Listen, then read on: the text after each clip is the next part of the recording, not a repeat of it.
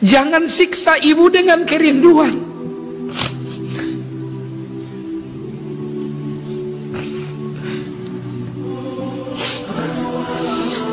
Jangan menyiksa orang tua dengan kerinduan.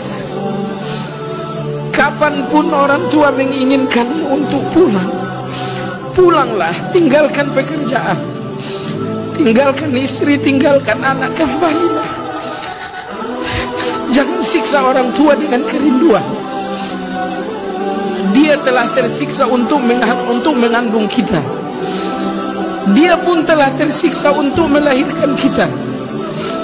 Dia telah tersiksa sewaktu menyusui kita.